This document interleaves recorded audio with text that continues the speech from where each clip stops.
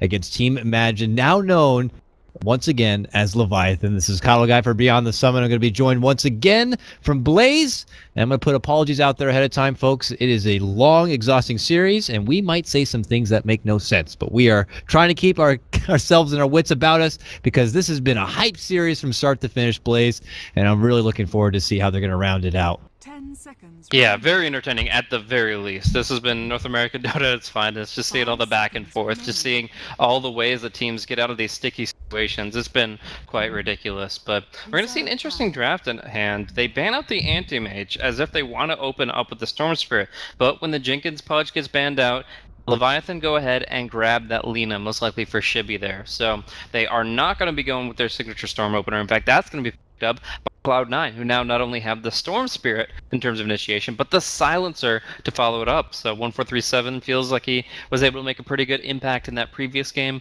Probably going to be supporting on that hero once again. And now they've got the Ball Lightning initiation to make sure that every time they use a global, they're getting kills with it.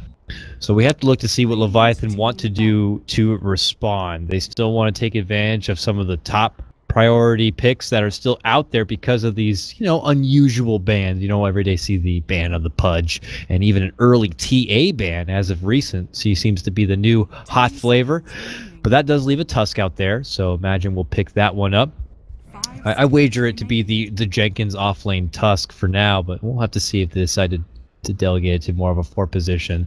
But now you see a team like Cloud9, they get to open up with this powerhouse duo where they get one of the best heroes in the game right now in your Storm Spirit, and one of the best counters for said hero in the Silencer. What other options do you have out there? Is it, let's put back emphasis into getting like a Disruptor and a Skywrath Mage or some sort of silence to help contain this Storm Spirit?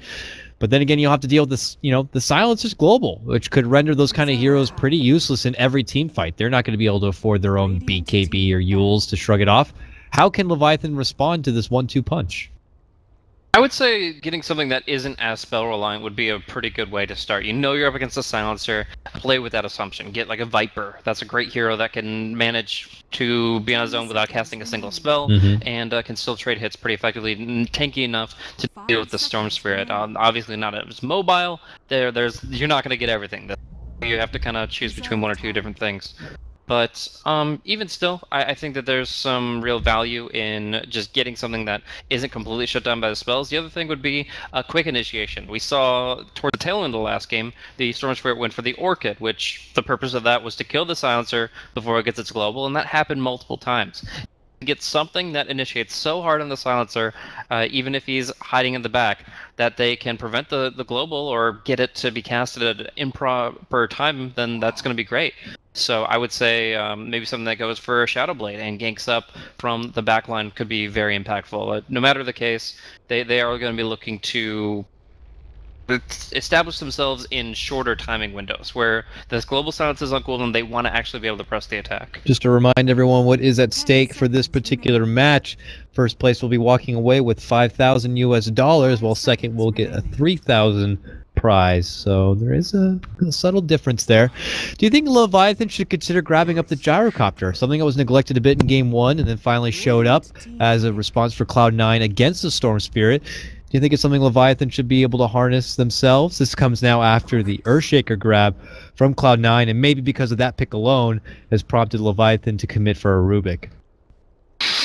I would say that you want something that can naturally respond to it a little bit better, maybe something that can manta off a silence, for example, or just to deal with the quick jump threat a little bit more actively. Obviously, the Gyrocopter has the ability to BKB. Oh, they're not even going to get the chance. Gyrocopter picked up for Cloud9, so even if they consider that as an option, and were willing to use BKB more liberally in this kind of a game, they are not going to get that chance. That is actually going to be Ritsu on the Gyrocopter again. We saw him use some really good Helm of the Dominator play, so it seems understandable why they want to do that. And man, I'm actually really afraid for Leviathan no matter what they pick now. This is a very disgusting 4-man spread already from Cloud9. Seems like they have a pretty good coverage of the map from all fronts.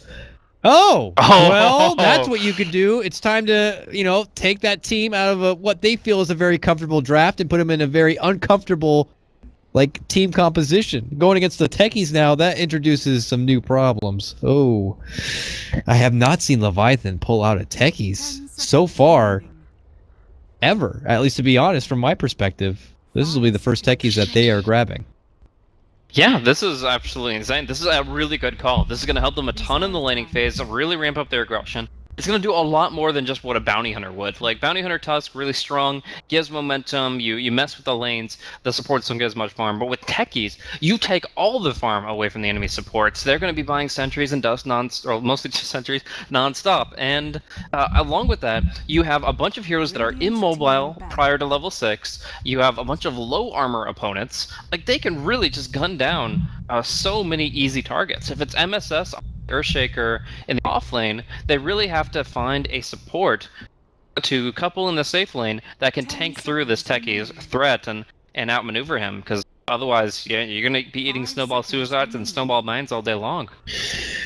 Is it worth them to commit? Like, can they still grab something like a Queen of Pain and change up the lanes a bit? No, I thought about that too, but techies? I mean, you have to, like, if you look at the ability for them to aggro try with a gyrocopter silencer +1, it just seems really impractical. Like, I really want to say they can just grab a Queen of Pain, throw her on the safe lane, blink back every time there's a snowball, but honestly, I think that they're really too set with their core heroes, and they're just gonna have to play around it. We'll have to see. I like the ban. Night Stalker is something they pulled out in the last game and could help them get that gem ags, and then you have a way to be a minesweeper. Like, I'm one, you know, me as Coddle guy. Coddle seems to be my top pick when I go against the techies, because I'll try to flash farm very fast and ags get a gem, and then techies is gonna have a bit of a difficult time maintaining a good home base with these mines. But we'll have to see what Cloud9 want to do to respond to this. And like you said, someone who could soak up the damage. I could see for one or the other. I don't know people who could soak up the damage and be able to be mobile. Like, oh, an ogre could be a nice sturdy support who could plant himself in the lane and kind of take a beating and you know, keep on fighting, but he's not certainly going to be mobile enough to avoid any sort of snowball pressure. So you're left with few options, and probably part of the reason Cloud9 might start sweating this clock a bit. Definitely a duo pickup that caught them off guard. I'm sure it definitely caught us off guard. This is something that Leviathan have never ran, and it wasn't until the final game of the grand final that they are going to decide to pull out here and now. And it looks like the response from Cloud9 will be the MSS Darkseer.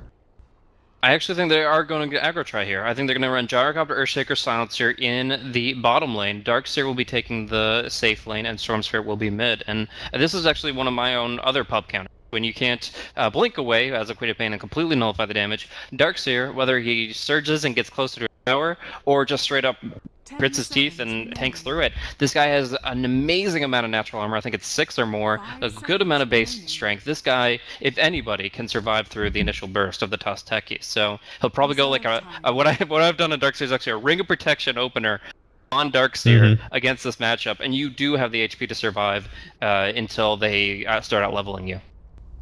Now it will be the Francis pickup here, and you go more into the late game knowing you have someone like a techies and create space. Yeah, absolutely. And you can't get better late game than that. Spectre is going to be the grab up here, something that Cloud9 and Ritsu in particular are very familiar with, and that is going to be your final draft for the final game of BTS Americas 2. And I had to tell you, up to that point of techies, I was going to get ready to go all in for Cloud9 and what they were going to sport. But now, I don't know. Leviathan, it's how well they're going to be able to exercise this kind of a lineup, but if it could succeed, it could prove to be pretty damn problematic for the C9 squad. This is going to be one very interesting Game 5. I'm actually really looking forward to it here and seeing who's even going to be playing this. And it looks like Zebra, their captain and drafter, is going to be taking a hold of the techies. Yep, just going to be the master strategist as well as going to be laying the traps, but yeah, this is going to be a really interesting laning phase, and it's turned into a hell of a way to finish off this series, which has already been one of my favorites of all time. But yeah, the Spectre late game, obviously the game by putting up mines on the defense, and that means that the harder the carry, the better, and Spectre is probably the hardest carry you can afford to go in this metagame. Buying up lots of regen here. 2 tangos, the salve, as well as the Ring of Protection. This guy expects to be under some pretty heavy fire on the offlane. So let's do it, folks. We're hopping in. It's Game 5 hype right now for BTS Americas 2. Which team will be walking away with $5,000, and which team will take the $3,000 second place prize? It looks like early TP in. Darkseer will drop down a pretty deep and aggressive ward here. Flying Zebra, quick to the bottom lane, and it looks like he's going to make up shop here in that side shop. So knowing he's probably going to be put up in what could possibly be either the Darkseer matchup or that tri-lane setup. I'm sure he's wagering. He would hope if it's the aggro setup, they're more likely to move into that mind trap then and there. If it's the Darkseer alone, it might be a bit trickier. This is a ton of mind games right now. You don't, normally speaking, Tusk Techies opens with Suicide. It doesn't have to, but it most commonly does. So they're not going to be looking for these mines in this kind of position. They're also most likely sending this tri-lane bottom, but what they did, the mind games from Cloud9, is they had MSS drop the ward anyways. So he went all the way bottom with the ward, drops it down so that in case he does get scouted, it still looks like Darkseer is their offlaner. But here we are. C and Brack's going to be going for the bounty rune. Shibby really seems to want this one, but it doesn't look like he's going to be able to get it. So it's going to be Tusk that gets the top bounty rune. Jenkins going to get that start. All right, I'll take covering it. Up. Okay. And just kind of glances over it for now, and we'll protect it out for Shibby, who is going to be en route. But that, he has no one to block out his mid lane, but none of the C9, so it looks like it will tend to break even with maybe a slight nod towards Brax as he's able to get to the block a bit sooner. But we'll have to see. One of the tricky things as a cameraman with a techies game is when the moment will strike where they actually happen to just kind of go off the beaten path here and walk across a couple of early explosives. SVG will dish out the early fissure block for their aggro lane, and this creep wave will already get right in favor of C9. And they're curious to see who their opponent's going to be. Francis is here, but he has to wait way far back. And he's already not very comfortable with the laning setup that's been brought before him. Yeah, I do believe this mine trap is going to work pretty well. I think that's going to be when the Gyrocopter goes for his Basilius or his boots, and that's going to be the timing where he just gets absolutely picked off. So that's a great to get a first blood area, of course, and I think it's really much going to happen. Like, there's very rare situations where Ritsu's not going to go to the side shop through that route. Zebra does go to the top lane eventually, still making even a new little mine spot as he tries to soak XP and get to that level 2 and get a hold of Suicide. We'll have to wait a bit. And SVG is like, I will be the minesweeper. I'm looking around for mines. Where are they? Oh, we got him. Oh. And he takes a big shot. But there's going to be no follow-up, and he'll be able to easily salve up. And look at Francis. He is caught in a bit of an awkward pickle here. With no more Dacker. He has nowhere to go, and they're easily just going to sweep over for him. And this is going to lead to your first blood for Cloud9, a takedown of the Spectre. Wow, the fact that that did not kill the Earthshaker really hurts. Obviously, he has a lot of HP to work with. They do 127 each when he only has 2 armor, but he had enough HP. He lives with 60 HP at the end of it, and that's just, yeah, insufficient. So they set the trap, but although it was sprung, it turns out to be first blood for Gyrocopter, which is the exact opposite of what they were going for. Just, obviously, 3 mines, generally enough to kill the heroes you're looking for, but Earthshaker's not one of them. They're trying to change things up. It looks like Blaze already. Francis is going towards this top lane to find farm there, and they're going to have to shift their attention elsewhere, and already C9 are kind of onto it. They get wind that this Rubik probably out of his own, so they immediately go for a dive once the creeps are by the tower, and it looks like they will be rewarded with a kill. Ritsu has to double back for the last auto attack, but already this Gyrocopter off to a 2-0 start. This is turning into quite a disaster for Leviathan in the bottom lane.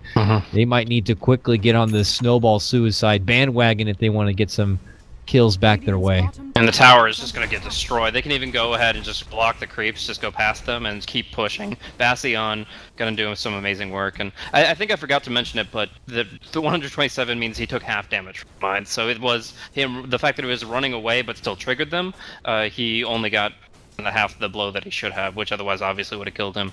So now they're going to go for the snowball. Pretty heavy dive, but it looks like they'll get it thanks to the ice shards. Yep, there's the block. Brax will have to turn back and around, which will go right into the lift, set up with the Dragon Slave, and Leviathan will get themselves on the board with a successful pick onto Brax and a Storm Spirit. Very nice one there for Leviathan, but as we were talking about before, that means that Cloud9 are easily going to be able to sweep in. There is just no one to be seen from Leviathan in this bottom lane.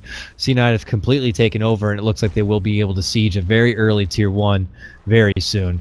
And for Francis, he heads up to this top lane and goes into a one-on-one matchup with a Darkseer who is very big, outnumbered him. Mid lane, there it is. Suicide bomb and mine, and Brax dies again. That's back-to-back takedowns of your Storm, and a canceled out TP even from Deepin. Top lane, it looks like the commit. We catch the back end of that, and Francis is going to get dropped from MSS. I was just getting ready to go into how his opponent is already just grossly out-leveled him in this Darkseer. Look away one moment, and MSS will pounce the second he sees action break out in the mid lane. Yeah, and I mean, they haven't really taken advantage of the mines yet. Like, those haven't blown up, of course, but it's still, Cloud9 are really making some good things happen. Some unpredictable stuff is setting the storm back, but he's in a position to bounce back, I would say. He can still come back in the jungle. He can still find gank opportunities with his allies. I still think overall, the fact that bottom lane has won so hard, and of course Spectre just died, that it's going to be Team Leviathan that are going to be having issues. So now a tier 1 already down for Cloud9 at the bottom. What do these guys do in the bottom lane now that their job has already been done, pushing it in, securing a spot for Ritsu to farm, and they take a tier 1? Do they just bother heading elsewhere, or just continue to accompany him, step off and farm? It looks like Demon will just, get his own worth here in the mid lane, as Shibby could sweep in from the northern side. It just looks like they don't need to kind of have as much attention at the bottom lane. It's very apparent Ritsu's going to be able to do as he pleases. Yeah, I mean, they maybe one bodyguard doesn't hurt, but otherwise the Challenger should look to get kind of independent experience. So yeah, leeching a little bit from mid, and well, Jenkins going right in. There it is, roll on forward to Brax again. This could be 3 straight takedowns, but this time the shards will not hit the money mark, and he'll be able to walk away from the trap. Gets off a nice curse here onto the 2 of them, so they eat quite a bit of damage and lose a little bit of mana, but it looks like Jenkins will be able to salve up afterward. So smoke coming for techies. Is he going to go for the Roche Pit or maybe a rune spawn? It's hard because obviously the Dire Observer Ward would scout it out if he places it in a predictable spot, but if he just goes like here or into the Roche area or even on the lane, no, he walks over the smoke. This is too dangerous. Oh God. He's probably going to die. He's got no boots. He's just, oh God, I got to take my cart and I got to go somewhere. Oh no, right into a rocket barrage. Boom. See you later, you little neckbeard. Techies is going to be taken care of, and Cloud9 will push ahead 4-2. Sorry, that's what I always say to Techies pickers in my pub. It's a bad habit, but nonetheless, so far, Techies pick not really working out here for Leviathan, unfortunately. It seemed like a clever, grab mid-draft to kind of counteract already the assertive start from Cloud9, but it's just not really as juicy of a berry as they were hoping for.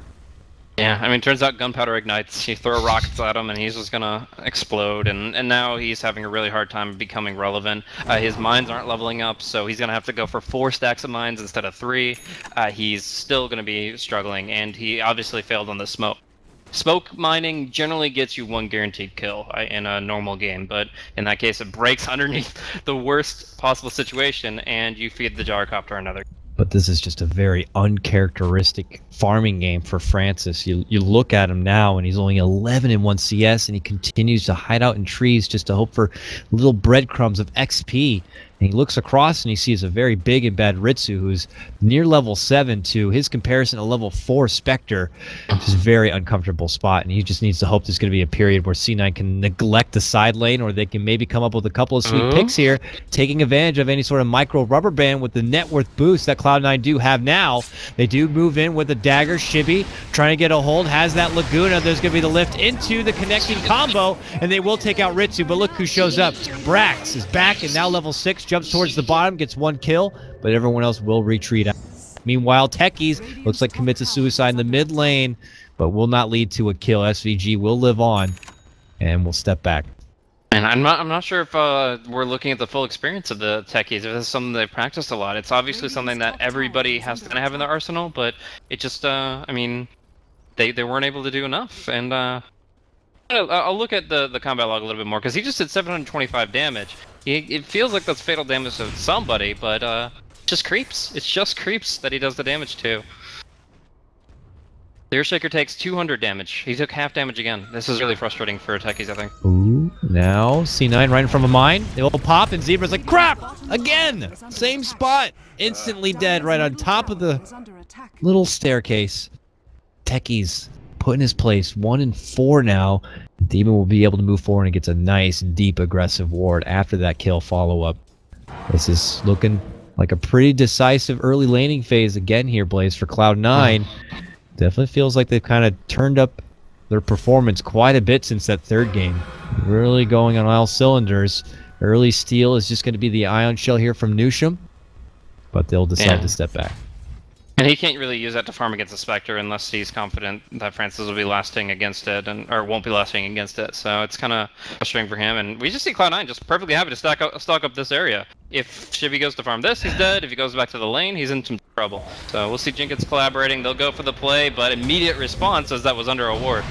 Oh God, MSS is first on the scene, but more trouble's coming in from behind. This is not going to be good for him. They do get the Laguna kill on the MSS, but Jenkins about to go down.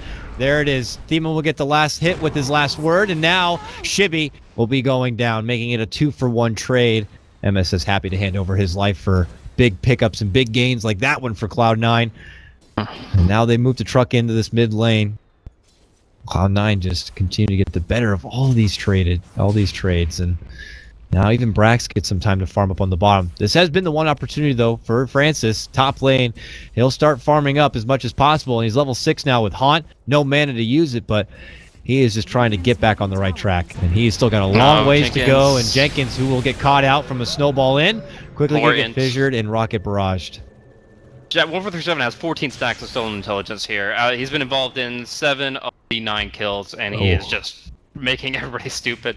He's just snatching all the int, and now they're not going to be able to really fight against the silencer. He can actually start skilling glaives and just do so much damage, even as a like 5% support. Also look at itemization. We have Tranquil Boots on silencer, Tranquil Boots on Earthshaker, a casual ring of protection, as I mentioned on the Darkseer, the Aquila on the Gyrocopter. Like, they have the wherewithal to survive through almost everything Techies can throw at them, because he's only level 4. Like, this is just really smart itemization, great aggro tri-lane strat that, I mean, I briefed you on, but still, they executed with it very well. And then, yeah, like, now they're just spreading the map, controlling it, dominating, and preventing anybody from getting farmed. They rotated the bottom and tried to make it go there, and when they came up short because of Brax easily being able to ball lightning away, it looked like C9 wanted to converge on the Shibby, but Shibby already puts himself back into a defensive position. But C9 are not afraid to assert themselves here, make a go at maybe another tier 1, or we step back and we pop this purple stuff, and we're going to move into the jungle and try to find another crafty pick here. We'll start with their favorite sweet spot up on top of this hill. Yeah, oh my gosh, absolutely. I mean, they have so many wards in this area. They're using smoke after smoke. They're just, I mean, this is a kill farm, and they're going to be looking at Shibby as the next bit of food. Oh, they put another nice aggro Is that a rating ward. ping? Okay, Tusk did ping that out. I think they saw a glimpse of 1437, but zoning that's call not down. what you want. Yeah, don't come any closer. There's homing missiles here. They drop a call down. Ooh, 1437 will get bumped over from those shards, and they avoid any sort of additional confrontation here. So C9 have to feel like they might be the better ones in this fight. They do have to think about the Haunt being online, at least for now. Francis very committed to that top lane farm, was able to throw together at least his power treads here and get to level 7 near 8. But we'll have a long road to go if they're trying to bank on this Spectre to kind of get them back in it. Yeah, he's not going to go for a dispersion build, so he is a little bit squishier, but he does have some more potential in the fights. That dagger build has been seen a lot more in China than anything, but it can net some really good kills. When you max that dagger, you get some good damage, you get more potential to disengage, of course. And yeah, he really wants to use this next Haunt to success. Bottom lane, though, they're creeping in. Early dagger trade between him and Brax. Brax is like, I'm just going to get some free damage on this tier 2 if no one's going to stop me. I have SVG as my bodyguard. And Leviathan are looking for their own trade mid tier 1. Briefly saved from the glyph, but should be cleaned up. And 1437, you look at his health, he actually just triggered those mines that replaced the second volley from Flying Zebra, and the Tranquil Boot saves his life. Yeah. So, still the Techies has only found 1 kill. And that was a long time ago. Those green shoes doing some work here, and that's your technically weakest member of Cloud9 as far as hero being able to stand up to mines, and if he's able to kind of walk through them without much problem, then your techies might not be in for the best game right now. In fact, we'd look over at Flying Zebra, who's still not even level 6. Remote mines could help out a bit, but he is trying to do something a bit unorthodox here. Puts the mines lower from the hill above, maybe where a common sentry could be, and just trying to see if maybe he can catch someone from C9 and out of position.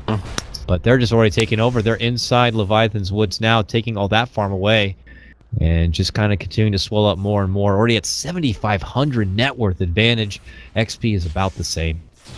Yeah, and these observer wards are also scouting out the techies' movement, so while they don't see the exact position of those mines, they know that's kind of a danger zone. They're circling it. They say techies was somewhere around there, and keep it in mind. So right now they know where they can and cannot go.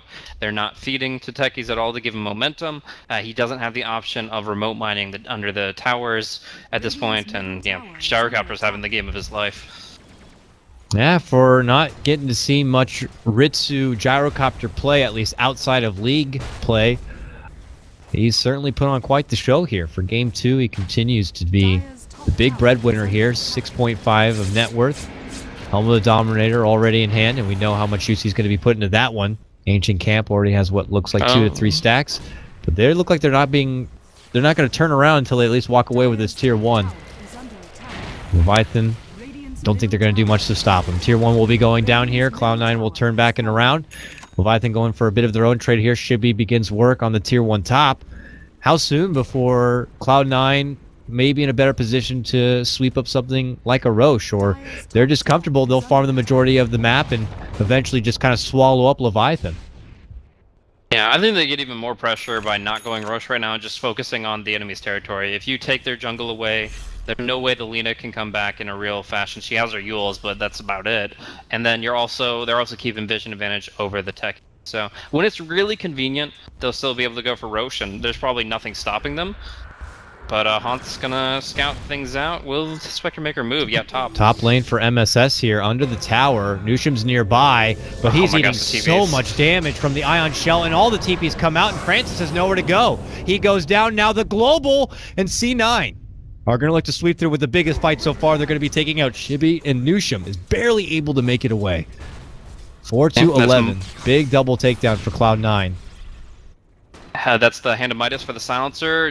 All the while, Ritsu taking the full stack here for the Dire side, so cleaning up and getting gigantic net worth. Suddenly he's at 8,000. Like, he just farmed up another 1,500 after us praising how much he had achieved already. So really just racking it up. And I mean, the Silencer has 16 intelligence. Really would like to see more glaives from 147. I think that's the only thing I would complain about for Cloud9. Yeah, no glaives at all. Just going totally Q&E, which I guess is just that kind of poking Silencer from the outside, not looking to invest too much into the right click and preserving the mana just in case. But it is what it is. We'll wait it out without that little bit of extra pure damage. Take out that Tier 1 top, and now all of those base towers have been removed here. Cloud9 continue to swell up, and Ritsu doing a little bit of that EG Fear method will just make home with these Ancients. Continue to get bigger and bigger. Ogre Club already done after the drums, starting to swell up quite a bit, and we'll have BKB very soon. If that's what he decides to go for. I mean, who knows? Is it really SNY something he could consider? But hold on to that. SVG does get caught out. Good Yules, Lina combo, leads to the Laguna, leads to a pin. And Brax isn't afraid at all, it seems, but he is going to be caught out a little, going to go over the trees and be fine. But yeah, I mean, the BKB is still good, really good, because you're worried about the Yules combo. So you can always, as soon as you get hit by the Yules, pop the BKB, you'll be fine. And, I mean, I guess you might be worried about your own spells if the Rubik gets some good steals Zebra. off there. You didn't have enough time to build something here. They're like, what are you doing in there? Please don't do this to me. He gets killed. They drop a sentry. They'll see the remotes. They'll rid of him. And all of Flyzebra's efforts. He's like halfway through building a treehouse, and he's like, it's not ready yet. No, please. Go away. Come back later. Oh, it's not happening, though. C9 not looking to give Leviathan any sort of room to feel comfortable. Maybe an occasional pick, but they are in firm control at this point. And you're starting to see pretty ineffective Tusk. Are rolling suicide techies. Bombs don't seem to be much of a threat anymore. Shibby's trying to kind of just make pace here as he looks to close out an Agnum Scepter. We look over to Francis, who really needs to be now the dark horse for this team as the game does go on, but he has still got a ways off. I don't imagine this is going to be your Radiance Spectre buildup, stepping off for what looks like the components of a possible drum. And what do you have to do from thereafter? Or is Radiance something he still needs to do, Blaze? Like, a Spectre who's fallen behind the laning phase? Nah, he'll go for just something anything that can get him off the ground. Drums of Endurance for now, so just some stats. Maybe Sanj and Yasha or a Manta after that. Diffusal one I mentioned is not bad, but he probably isn't even tanky enough to support it. So I would expect Drum's Manta, but it's no matter what, you're in a bad way. There's no one item that'll get you back in this game. There's probably not even two at this point. Cloud9 are going to be able to secure a sweet little Aegis here. Leviathan are creeping in this top lane, but they decide to pull back. I don't know if they're kind of getting the idea that Roche is being done. I imagine they'd have to know with everyone kind of missing in action here. It is taking C9 a little bit of sweat to bring down the big boy, but eventually they will get their prize token, and Leviathan are going to have to unfortunately see that sad message here that Aegis had been taken away. But what does this allow for Cloud9 now at this point, Blaze? I don't imagine they're going to be using it to immediately, push into the side of Leviathan. This kind of assures that they don't have to worry about Leviathan getting it for themselves. They can feel more comfortable about moving out, farming a bit, and then maybe by the back end of this Aegis clock, they can move across the river and see what they can get done towards those tier 2s. Yeah, I'd probably say take 2 tier 2s at least. The Aegis. I mean, you might as well just group up a few heroes. You don't even have to bring 5 heroes. Like, the Silencer can keep farming this side of the map, and then you can just put 2 or 3 heroes behind the Gyrocopter with his Aegis, and that's fine. That's still a guaranteed tier 2 tower at this stage in the game, as long as you're scouting properly for... So, majority of the farm continues to come the way of C9 as they even work through the Leviathan jungle. Top lane where they had been hanging out for quite a while here, at least between these three. It looks like they'll finally have to pull off. Brax will not have the vision to see a quick jump in. Jenkins, he will though. Hey, how's it going? You want to go somewhere? Not you though. They get a quick Vortex pullback.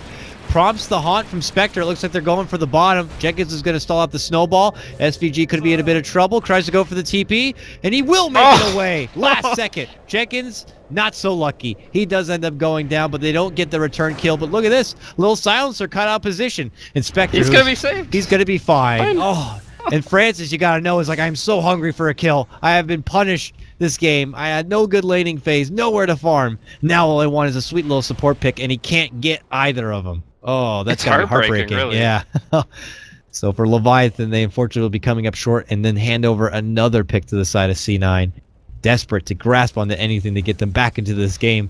Just does not seem like the Cloud9 boys are going to giving anything away so easily. So, I mean, yeah, Gyrocopter are gonna be flanked to gank, but his heroes behind him. The Radiant do not see these heroes. They're gonna go on the Gyro, and they're probably gonna die.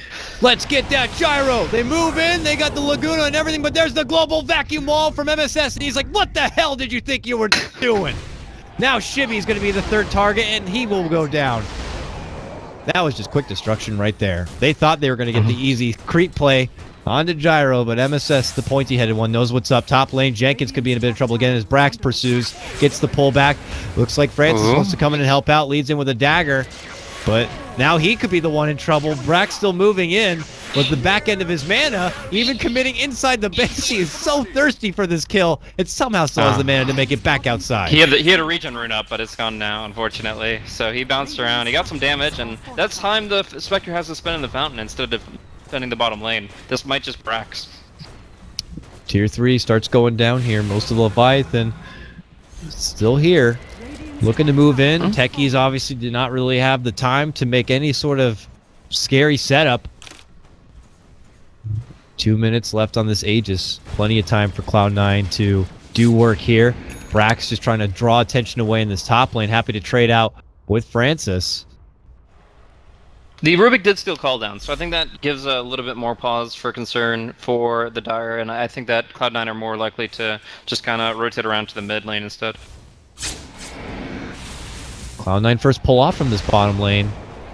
Nusham will use the call down defensively to stop the push. Flying Zebra's taking this time to try to get some remote mines down. Do C9 have detection down here just in case? Oh, 3 sentries on the hand here for 1437, so they certainly do. Okay, nice little block off on the MSS. Snowball forward leads to the Walrus Punch, and Echo Slam comes in from SVG, and they are going to rain on the parade of Leviathan. Just when they think they have an opportunity to get that solo pick on the MSS, Leviathan, or Cloud9 rather, take back 3 of their own, and now are ready to go into high ground here. Theben will need to drop a sentry. He will. They'll see the little remote mine start taking care of him. And what a nice catch from SVG. Leaves in the fissure. A blink in. Newsham has cursed now. One more bop should do it. They got it. 1437 will pick up that kill. This tier 3 seems to be going down, and this grand final might be coming to a close, Blaze. Pretty damn fast. After 85 and 60-minute long games, we see here a 24 minutes rough run, really good show coming in from Leviathan Dota as well as Cloud9, but that's gonna wrap it up.